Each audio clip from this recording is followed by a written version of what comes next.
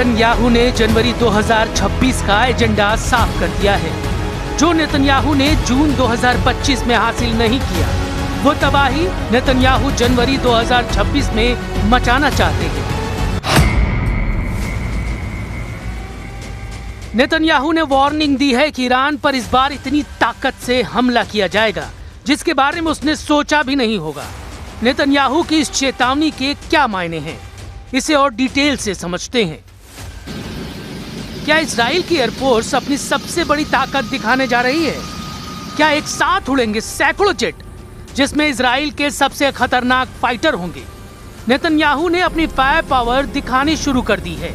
सवाल है कि क्या तेहरान का ये हाल करना चाहते हैं नेतन्याहू? क्या इजराइल के फाइटर जेट बर्निंग तेहरान बनाने जा रहे हैं?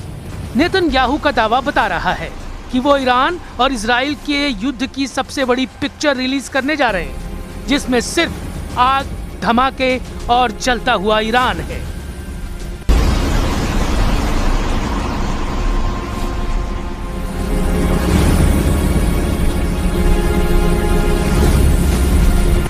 इजराइल का F-15 फाइटर जेट फिर तैयार किया जा रहा है। इजराइल के बहुत ही सीक्रेट एयरबेस से आई इस वीडियो ने तेहरान से लेकर मॉस्को और बीजिंग से लेकर दुनिया के तमाम हिस्सों में अलर्ट जारी कर दिया है। खबर पक्की बताई जा रही है क्योंकि पश्चिम एशिया में नया खौफ बहुत बड़े सवालों के साथ पैर पसार रहा है। –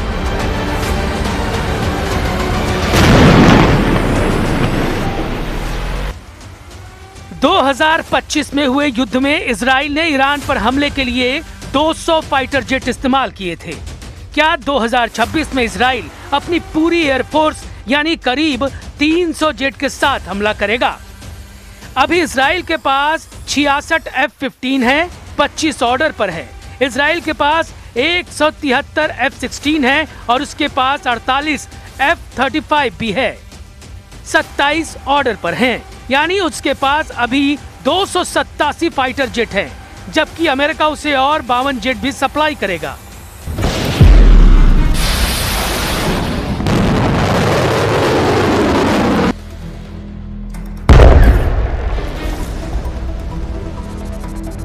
ईरान को लेकर इस वक्त डोनाल्ड ट्रंप ने युद्ध वाली तैयारी का ऑर्डर जारी कर दिया है। इसमें कोई शक नहीं कि युद्ध को लेकर ईरान और अमेरिका दोनों की तैयारी जबरदस्त है। अमेरिका की नौसेना ईरान के आसपास जमा होने लगी है। अमेरिका ने खाड़ी में अपने अड्डों को अलर्ट किया हुआ है।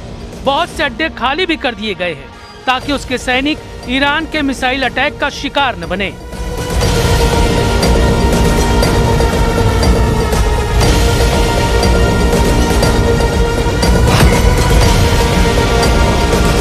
इन सब के बीच वार्निंग डोनाल्ड ट्रंप की तरफ से भी जारी हो रही है।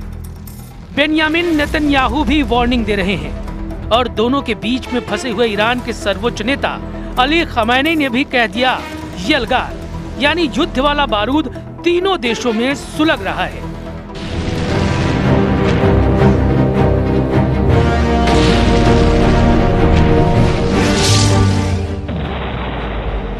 नेतन्याहू पहले ही इजराइल की वॉर फैक्ट्री को हफ्ते के 7 दिन और दिन के 24 घंटे चलाने की बात कर चुके हैं। वो ये भी कह चुके हैं कि युद्ध के लिए जो भी चाहिए होगा वो हासिल किया जाएगा।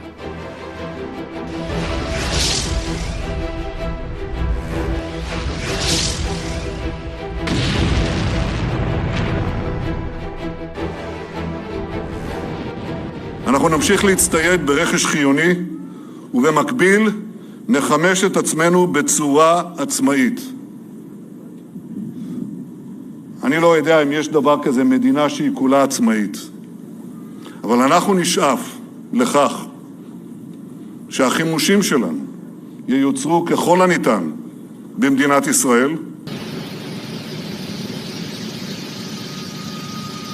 नेतन्याहू ने साफ कहा है कि इस बार ईरान पर ऐसा वार किया जाएगा कि उसने उम्मीद नहीं की होगी। इजराइल की एयरफोर्स पूरी ताकत से तैयार है। उसके 200 से ज्यादा फाइटर जेट्स के टारगेट पर ईरान के कई शहर हैं। तेहरान से लेकर शिराज, इस्फहान, क्रूम, बुशहर, मशहद सब इजराइल के निशाने पर हैं। लेकिन सबसे बड़ा टारगेट तेहरान को बनाया जा सकता है तेहरान में इजराइल के फाइटर पायलट ऐसी तबाही मचा सकते हैं जिसका अंदाजा ईरान को बिल्कुल नहीं होगा। ये दावा नेतन्याहू की तरफ से किया जा रहा है। ये ऐसा वॉर सीन है जिसके बारे में ईरान के कमांडर सोचना भी नहीं चाहेंगे।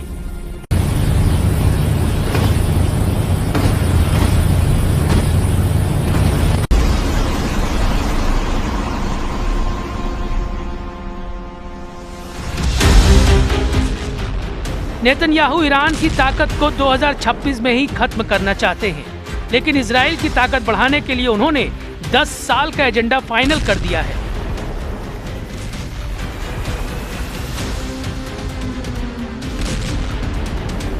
אלה לא מילים.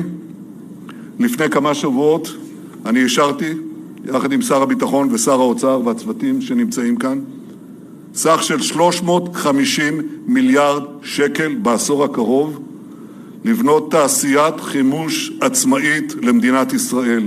אנחנו רוצים לצמצם את התלות שלנו בכל גורם, גם בידידים.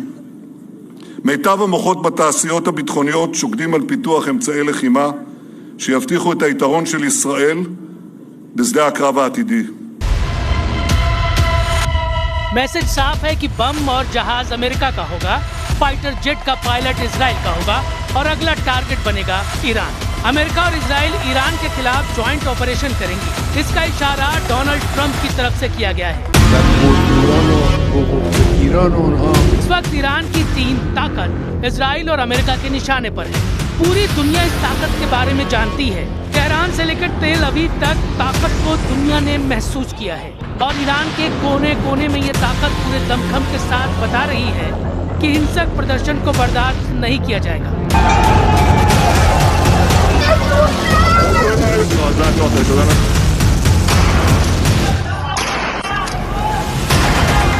यानी प्रदर्शनकारियों की आड़ लेकर इजराइल और अमेरिका जो करना चाहते हैं वो मंसूबे कामयाब नहीं होने दिए जाएंगे।